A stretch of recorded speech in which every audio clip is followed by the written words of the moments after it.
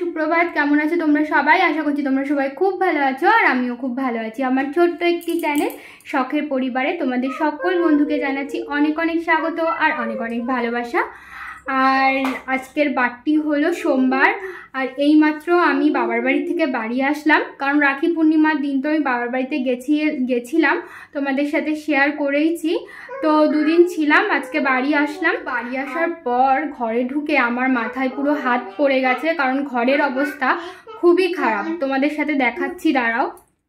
তো বন্ধুরা, এই যে দেখো ঘরের অবস্থা কিন্তু খুবই খারাপ। মেঝেটা দেখতে পাচ্ছ প্রচণ্ড নোংরা, আর খাটের অবস্থাটা দেখো একদমই অগোছালো। বিছানা তো আমার হাজবেন্ড তোলেইনি, তার উপরে খাটের উপরে দেখো এটা ওটা রেখে দিয়েছে। আর এ দেখো বেসিং এরিয়াটা কি পরিমাণ অগোছালো করে রেখেছে। প্রত্যেকবার যখন বাবার বাড়িতে যাই, বাড়িতে এসে ঘরের অবস্থা ঠিক এরকমটাই দেখতে পাই। এর জন্য না, সত্যি কথা বলতে আমার কোথাও যেতে ইচ্ছা করে না, কারণ এই যে বাড়িতে এসে ঘরটা গোছাতেই আমার প্রায় 2 থেকে 3 দিন লেগে যায়, এত অগোছালো করে রাখে। এই দেখো শোকেজের ওপরটা দেখো, পুরো দেখতেই পেলে আমার ঘরের অবস্থা খুবই খারাপ। এখন আমি ঘর গুছাবো, তো ঘরটা গুছাই, তোমাদের সাথে শেয়ার করব সবটাই। তো চলো এখন কাজে বসা যাক, কারণ যত দেরি করব তত আমারই দেরি হবে। তো দেখতেই তো পেলে ঘরটা কি পরিমাণ অগোছালো করে রেখেছে। তার মধ্যে না আজকে সকাল থেকেই আমার শরীরটা খুবই দুর্বল লাগছে। জানি না কেন আমার মাঝে মাঝেই শরীরটা এত দুর্বল লাগে, মানে এনার্জি পাই না, কিছু করতে ইচ্ছা করে না, মনে হয় যেন চুপচাপ শুয়ে থাকি। আজকেও ঠিক ওরকমটাই লাগছিল। বাবার বাড়িতে এতক্ষণ না আমি শুয়েই ছিলাম সকাল থেকে। জানি তো বাড়িতে গিয়ে আমার সেই ঘর দোয়ার গুছানো এই সমস্ত কাজবাজ করতেই হবে। তো দেখো দেরি না করে কাজকর্ম করতে লেগে পড়েছি, আর ড্রেসটাও ছাড়িনি। তার কারণ এই যে কাজকর্ম করে ভাবছি একটু স্নান করব। সকালে যদিও স্নান দান করেই এসেছি, তবুও ভাবছি এই কাজকর্ম করে আর একবার স্নান করব। আর ছেলেকেও জামা প্যান্ট ছাড়াইনি, তার কারণ ছেলেকেও একটু বাদে স্নান করাবো। তো সেই কারণেই আর কি। এই দেখো বিছানার চাদর বালিশবার এগুলো পাল্টানোর দরকার ছিল, কিন্তু সত্যি কথা বলতে না আমার আর একদমই এনার্জি নেই। যেটুকু করার দরকার আজকে সেটুকুই করব, আর বাদবাকিটা থাকবে কালকে আমি যদি পারি তাহলে করব, কারণ আমার আজকে একদমই এনার্জি নেই। আমি আজকে একদমই কিছুই করতে পারবো না। তো বিছানার চাদরটা আর পাল্টালাম না, ভালো করে পেতে নিলাম আর ভালো করে ঝেড়েও নিয়েছি। বিছানাটা আমার ওদিকে গোছানো হয়ে গেছে, এখন ঘরটা ঝাড় দেব।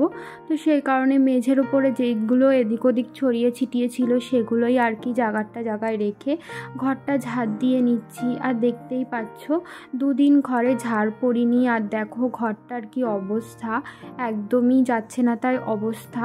মানে ঘরে না আমি পা দিতে পারছিলাম না, এত বালি। তার মধ্যে আমার হাজব্যান্ড মনে হয় হাজব্যান্ডের মাল গুছিয়েছে, মানে কাজের জিনিসপত্র গুছিয়েছে।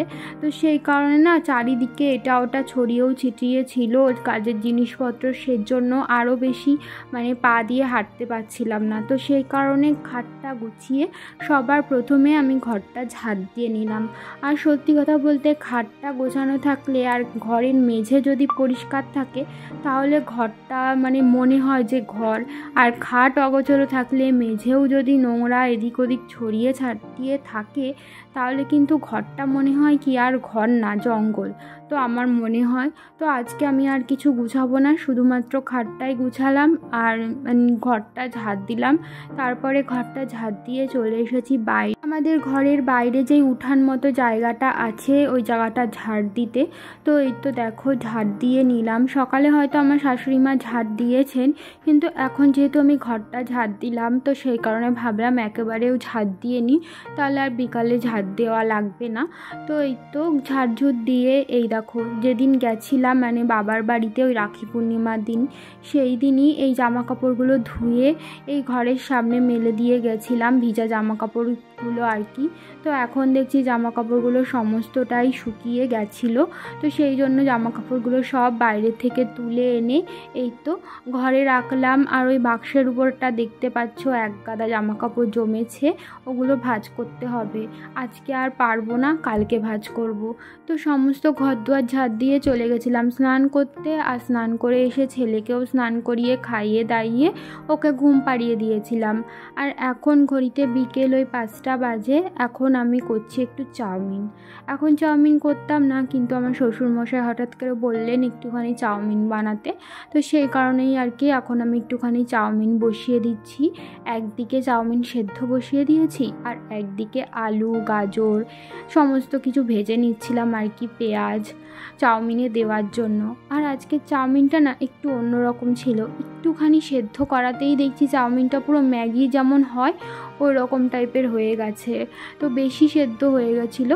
তারপর চাউমিনটা যখন ভাজলাম, ম্যাগি ভাজলে যেমন লাগে না ঠিক ওরকমটাই লাগছিল, একটু অন্যরকম চাউমিনটা ছিল আজকে।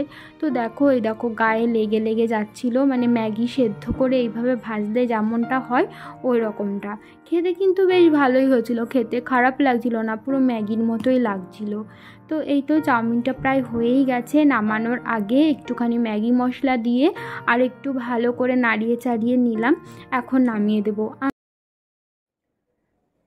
তো বন্ধুরা তখন তো দেখেই ছিলে যে আমি চাউমিন রান্না করছিলাম। তো তখন বিকেলবেলা চাউমিন রান্না করেছিলাম। রান্নাবান্না করে গেছিলাম একটু দোকানে কয়েকটা দরকারি জিনিস আনবার ছিল, সেগুলো আনবার জন্যই। তো দোকান থেকে বাড়ি এসে ছেলেকে নিয়ে একটু ওই বই পড়াতে বসিয়েছিলাম। আর দেখো কিভাবে বসে আছে, কথা বলছি তাই চুপ করে। আমি বলেছি যে যখন আমি ভিডিওতে কথা বলবো তুমি পাশ থেকে কোনো কথা বলবে না, তার জন্য ওখানে চুপ করে বসে আছে। তো যাই হোক, এখন এতক্ষণ ছেলেকে পড়াচ্ছিলাম, এখন যাব উপরে গিয়ে রান্না বসাবো। আর আজকে শাশুড়িমা বলেছেন তালের বড়া করবেন, তো সেই কারণে আমাকে বলেছেন নারকেলটা একটুখানি কুড়ে রাখতে। তো নারকেলটা প্রথমে কুড়াবো, তারপরে রান্না বসাবো। তো চলো তোমরা ভিডিওটা দেখতে থাকো, আশা করছি ভালো লাগবে। বলো ভিডিওটা দেখতে থাকো, আশা করছি ভালো লাগবে। তখন তো দেখছিলে চাউমিন বানাচ্ছিলাম, তারপরে গেছিলাম একটু বাইরে, আর ঘরে চলে এসেছিলাম সন্ধ্যার আগেই। আর ঘরে এসে ওই যে ছেলেকে পড়িয়েছি। আর এখন ঘড়িতে ওই 7:45 মতো বাজে, মানে ওই 7:40 হবে। তো এখন রান্নাঘরের দিকে এসে নারকেলটা ফাটিয়ে নিলাম, ফাটিয়ে কুড়িয়ে নিচ্ছি। তার কারণটা তো তোমাদেরকে বললামই, শাশুড়িমা বানাবেন তালের বড়া। তো সেই কারণে আর কি আমাকে নারকেলটা কুড়ে রাখতে বলেছেন। নারকেলটা কুড়ে রাতের রান্নাটা বসাবো। আজকে রাত্রে রান্না করব ডিমের ঝোল। তো সেই কারণে ডিম আর আলুটা আমি আগেই সেদ্ধ বসিয়ে দিয়েছিলাম। এদিকে দেখো ডিম আর আলুটা আমার সেদ্ধ হয়েও গেছে। ওদিকে আলুটা ভাজা বসিয়ে দিয়েছি, আর একদিকে বসিয়ে দিয়েছি ভাত। আর এদিকে আমি ডিমের খোসাগুলো ছাড়িয়ে নিচ্ছিলাম। আলুটা ভাজা হয়ে গেলে ডিমগুলোও ভেজে নেব। আর আজকে ভাবছি ডিমগুলো গোটা গোটা রান্না করব না, এইভাবে মাঝখান দিয়ে চিড়ে তারপরে ভেজে রান্না করব। ডিম না মাঝখান দিয়ে এইভাবে চিড়ে ভেজে তারপরে রান্না করলে না ডিমের টেস্টটা একটু অন্যরকম লাগে। আমার তো বেশ ভালোই লাগে, কিন্তু ওই যে এইভাবে ভেজে রান্না করলে না অনেক সময় মাঝখানের কুসুমগুলো বেরিয়ে আসে। যদিও সবগুলোর বেরায় না, ওই একটা দুটোর বেরিয়ে আসে। এদিকে আলুটা নামিয়ে ডিম ভাজাটা বসিয়ে দিয়েছি। আর এদিকে মিক্সিতে নিয়ে নিলাম টমেটো, আদা রসুন পেঁয়াজ জিরে লঙ্কা নিয়ে এটা পেস্ট করে নেব। আজকে না আর শিলনোড়ায় করতে ইচ্ছা করছে না, তাই ভাবলাম সব নিয়ে একেবারে মিক্সিতেই দুবার ঘুরিয়ে নিই, তাহলে হয়ে যাবে। আর এদিকে ডিম ভাজাটাও প্রায় হয়ে গেছে। ডিম ভাজাটা নামিয়ে আরেকটু তেল দেব কড়াইয়ে, আরেকটু তেল দিয়ে জিরে ফোড়ন দিয়ে ওই যে পেস্ট করা মশলাটা দিয়ে দেব।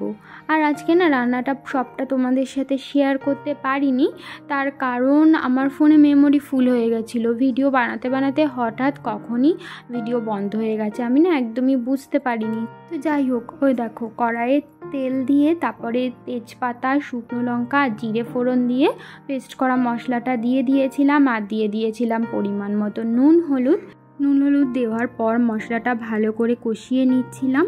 তারপরে আলু দিয়ে দিয়েছিলাম জল। আর এখন দেখো ডিমের ঝোলটা একদমই টকবক করে ফুটে উঠেছিল। আর তারপরে দিয়ে দিয়েছিলাম ওই ভেজে রাখা ডিমগুলো। আর একটু ফুটে গেলে গরম মশলা আর সামান্য চিনি নিয়ে ডিমের ঝোলটা নামিয়ে নেব।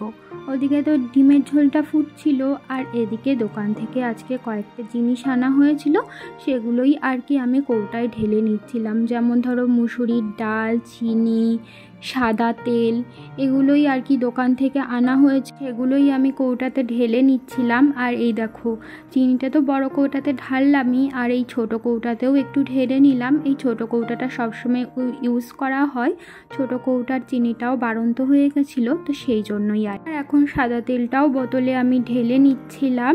আর ওদিকে ডিমের ঝোলটা প্রায় হয়েই গেছে, সাদা তেলটা ঢেলে ডিমের ঝোলটা নামিয়ে নেব।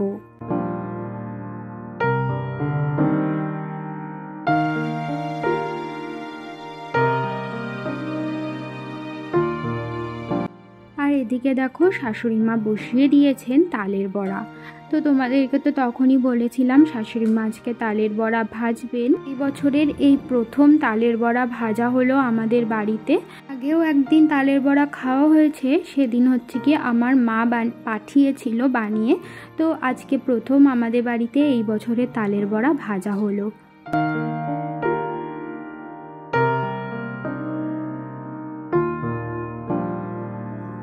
বন্ধুরা, ঘড়িতে এখন বেজে গেছে রাত 11টা, আর নিচে এসেছি অনেকক্ষণই হলো। নিচে আসার পর বিছানা করলাম, বিছানা করে এই যে তোমাদের সামনাসামনি এখন আসলাম। আজকে তো সকালে দেখিয়েছিলাম তোমাদের যে ঘরের অবস্থা কি। ঘর আমি আজকে সেরকম কিছুই গুছাতে পারিনি, শুধুমাত্র খাটটাই গুছিয়েছি, আর কিচ্ছু গুছাতে পারিনি। শোকেজের উপরটাও ওরকম রয়েছে, আর জামা কাপড়ও কিছু গুছাইনি। দেখি কালকে যদি সময় পাই, কালকে ঘর দোয়ার গুছানোর ইচ্ছা আছে। তো যদি করি তোমাদের সাথে তো অবশ্যই শেয়ার করব সেগুলো, তোমরা তো অবশ্যই দেখতেও পাবে। আজকের মতো ভিডিওটা এখানেই শেষ করছি, তোমাদের সাথে আবারও দেখা হবে নতুন একটি ভিডিওর সাথে। ততক্ষণের জন্য তোমরা ভালো থেকো, সুস্থ থেকো, সাবধানে থেকো, আর আমার এই ছোট্ট চ্যানেলটির পাশে থেকো। তাহলে আজকের মতো এখানেই টাটা, শুভরাত্রি। এই যে গুড নাইট বলে দাও। আজকে জানো আমার পাপার হাত কেটে গেছিল। কোথায় হাত কেটে গেছে দেখিয়ে দাও। ওই দেখো, দেখেছো? গাড়ি নিয়ে ঘুমাই রোজ দিন একটা করে।